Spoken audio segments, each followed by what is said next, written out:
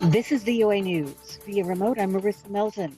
Hundreds of peaceful protesters gathered near the White House in Washington, D.C. today on the 10th day of demonstrations against racism and police brutality spawned by the death of a black man in police custody in Minneapolis, Minnesota.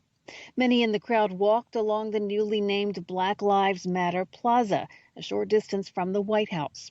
Early in the day, U.S. President Donald Trump said on Twitter that as a result of peaceful protests on Saturday, he had ordered the National Guard to start withdrawing 5,000 troops from Washington that had been called to the city to quell violent demonstrations that erupted a week ago.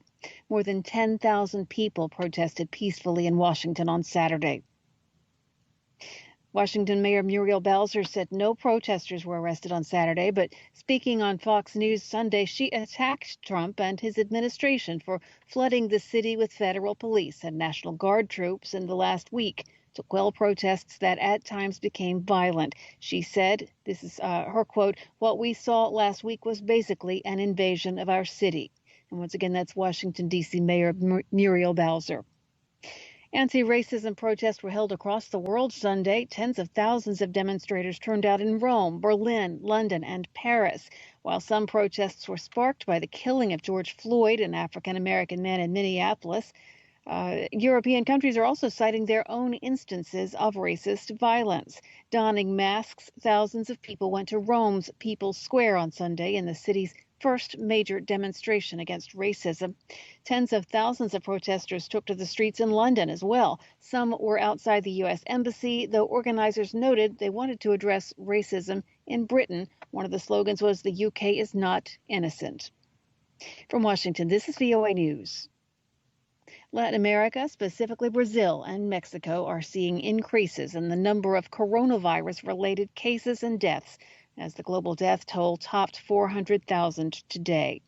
Globally, the number of confirmed coronavirus cases is more than 6.9 million, according to Johns Hopkins University's Coronavirus Research Center. The United States is the world's hardest hit nation. It has now more than 110,000 deaths and more than 1.9 million confirmed cases of the virus. Latin America has seen an increase in the number of cases and deaths, with the region tallying nearly 1.2 million confirmed cases, more than 60,000 deaths. Tolls are rising sharply in Mexico, Peru, and Ecuador. In Chile, deaths have risen by more than 50% in the past week. Brazil has the second highest number of confirmed cases worldwide, and it ranks third in deaths, according to Johns Hopkins University. On Saturday, Brazil's health ministry removed months of coronavirus data from public view. The ministry also stopped giving a total count of confirmed cases and the death toll.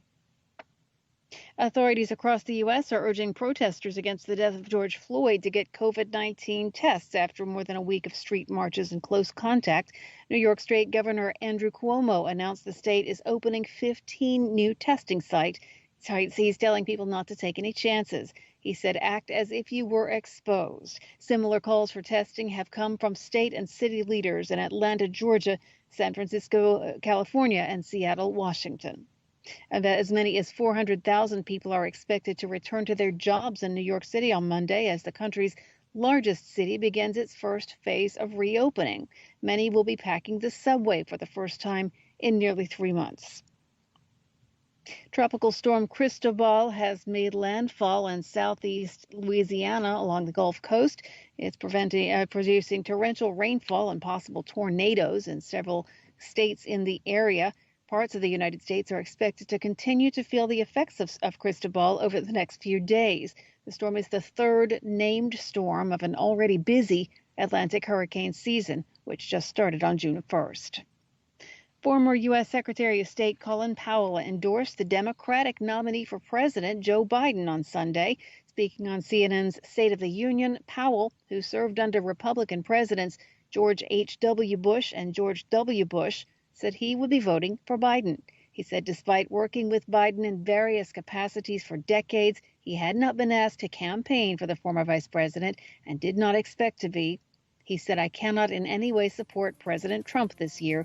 That's a quote from Colin Powell. I'm Marissa Melton, VOA News.